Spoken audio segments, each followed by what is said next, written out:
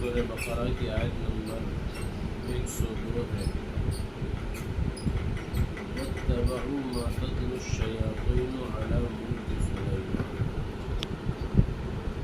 سلیمان علیہ السلام کے دور حکومت میں شیطان جو منتر پڑھتے تھے، یہ یہودی لوگ اس کے پیچھے پڑ گئے اور وہ منتر سیکھنے لگے۔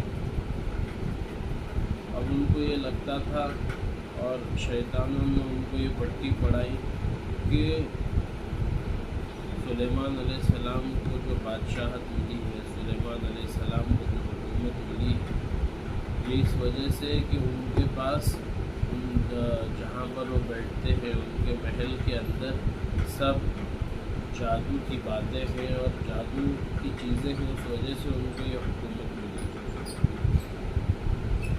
تو وہ بھی یہ کرنے میں لگ گئے کہ ہم بھی سیکھیں گے، ہم کو بھی ملے گا، لیکن یہ تو سب ان کی جھوٹ باتیں تھی شیطانوں کی، کیونکہ سلیمان علیہ السلام کو جو حکومت ملی تھی وہ اللہ تعالیٰ کی طرف سے معجزے کے طور پر ملی تھی۔ سلیمان علیہ السلام نے دعا کی تھی کہ اللہ مجھے ایسی حکومت عطا فرمائیے کہ میرے بعد کسی کو ایسی حکومت نہ ہو۔ تو ہوا ان کے تابع تھی، چرند پرند جنات سب جو بھی تھے سب ان کے تابع تھے، سب ان کی فرما بردار، جو بھی بولتے تھے وہ ہم لوگ کرتے تھے کام۔ تو سلیمان علیہ السلام کے زمانے میں جو شیطان جادو کرتے تھے، منتر پڑھتے تھے، یہ یہودی لوگ اس کے پیچھے پڑ گئے اور انہوں نے نعوذ باللہ بائبل اور دوسری کتابوں میں یہ بات بھی جھوٹ لکھ دیے کہ سلیمان علیہ السلام یہ جادوگر تھے، اور سلیمان علیہ السلام نے بتوں کی پرستش شروع کی تھی۔ تو انہوں نے جو بات بائبل اور اس میں جو انہوں نے بات غلط باتیں ایڈ کیے تھے نا، اندر ڈالے تھے، اللہ تعالیٰ اس کو انکار کر رہے۔ وما کفر سلیمان علیہ السلام نے کبھی کفر نہیں کیا، تو اللہ کے نبی تھے، اللہ کے نیک بندے تھے۔ ولیکن الشیاطین کفروا، جو شیطان تھے انہوں نے جادو وغیرہ کر کے کفر کے کام کیے۔ وَيُعَلِّمُونَ النَّاسَ السِّحْرَ وَلَكِنَّ الشَّيَاطِينَ كَفَرُوا يُعَلِّمُونَ النَّاسَ السِّحْرَ، کہ لوگوں کو جادو سکھاتے تھے۔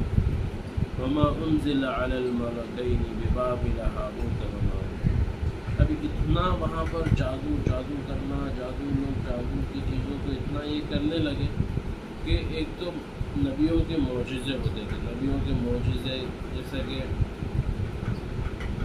اللہ کے نبی صلی اللہ علیہ وسلم نے چاند کو انگلی دکھائے تو چاند کے 2 ٹکڑے ہو گئے، اور عیسیٰ علیہ السلام یہ بولتے تھے مردے کو قم بإذن اللہ، اللہ کے حکم سے کھڑا ہو جا، تو مردہ آدمی زندہ ہو جاتا ہے۔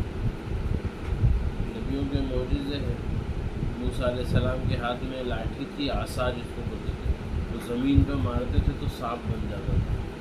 کبھی زمین پہ مارتے تھے تو پتھر میں سے پانی بہنا شروع ہو جاتا تھا، کبھی زمین میں پانی سے مارتے تھے تو پانی میں سے سوکھا راستہ بن جاتا تھا جانے کے لیے۔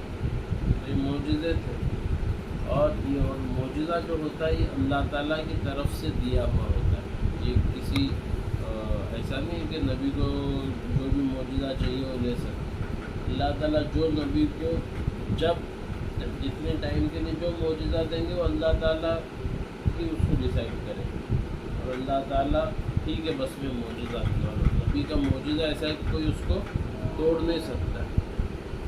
اور جادو یہ بھی معجزہ کیا اس کو، جیسا کہ ابھی پانی میں سے راستہ نہیں نکل سکتا لیکن راستہ نکل گیا، تو یعنی جو نارمل ہونے والی چیز سے ایک دم ہٹ کے ہونا، جیسے لکڑی ہے اس کا سانپ بن جانا، یہ ایک دم الگ چیز ہے۔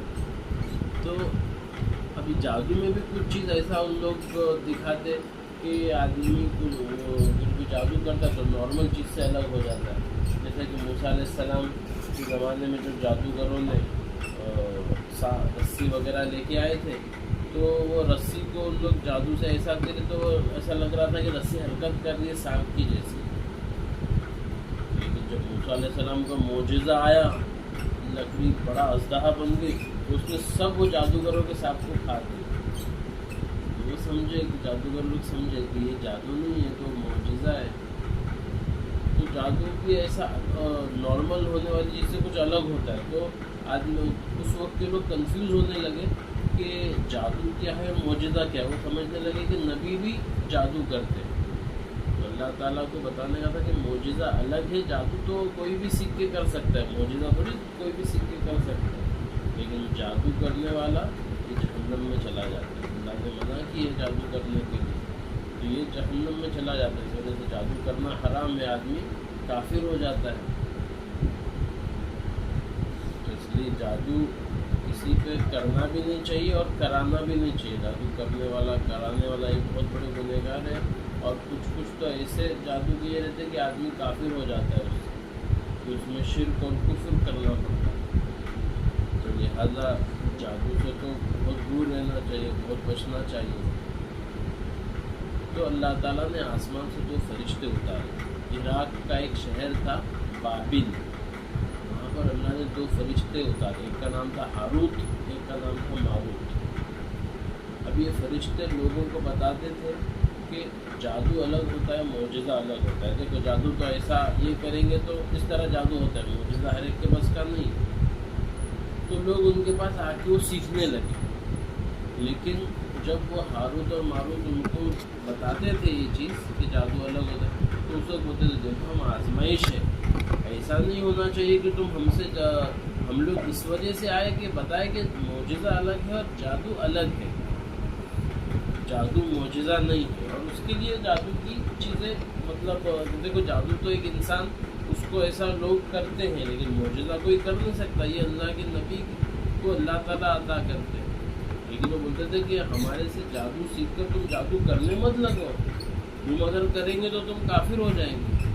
کیونکہ جادو میں سب شیطان کو خوش کرنے والی چیزیں کرنا پڑتا ہے، جبھی وہ شیطان اس کی یہ کرتا ہے، اس مطلب وہ جادو کے اندر وہ ہیلپ کرتا ہے. تو وہ فرشتے بولتے تھے دیکھو ہم آزمائش ہے کہ ہمارے سے تم جادو سیکھ کر تم کافر مت ہو جاؤ. تو لوگ ان سے ایسا جادو سیکھتے تھے جس سے آدمی اور اس کی بیوی کے اندر طلاق ہو جائے، دونوں کو الگ ہو جائے. اور پھر وہ سیکھ کر ان لوگ دوسروں کے اوپر یہ کرتے تھے. تو ان کا بہت نقصان ہو گیا. اور جو یہ حرکتیں کرتا ہے آخرت میں اس کو جنت بالکل نہیں ملے گی، آخرت میں اس کو کچھ حصہ نہیں. اللہ فرماتے ہیں وما کفر سلیمان علیہ السلام نے کفر نہیں کیا، ولکن الشیاطین کفروا، شیطانوں نے کفر کیا. یعلمون الناس السحر، کہ وہ لوگوں کو جادو سکھاتے تھے. وما انزل علی الملکین، اور وہ چیزیں جو 2 فرشتوں پر اتاری گئی ببابل، بابل شہر میں. دونوں فرشتوں کا نام تھا ہاروت و ماروت، ہاروت اور ماروت. وما يعلمان من احد، اور وہ جبھی بھی کسی کو سکھاتے تھے، جبھی بھی کسی کو جادو کا وہ بتاتے تھے، حتی یقولا انما نحن فتنۃ فلا تکفر. تو یہ ان لوگ بولتے تھے کہ دیکھو ہم آزمائش ہے، ہمارے سے جادو سیکھ کر تم جادو کرنے مت لگو اور تم کافر مت ہو جاؤ. فلا تکفر، تو کافر مت ہو جاؤ. فیتعلمون، تو یہ یہودی لوگ ان لوگ دونوں سے سیکھتے تھے، دونوں فرشتوں سے جادو سیکھتے تھے.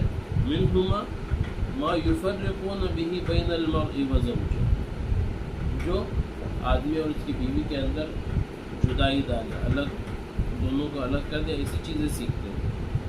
پھر اللہ کہتے ہیں وما هم بضارین به من احد الا باذن اللہ، جادو کا زیادہ کچھ چلتا نہیں ہے اگر اللہ کی مشیت ہو، یعنی اللہ کا ارادہ ہو کچھ کرنے کا تو وہ چیز ہوتی ہے.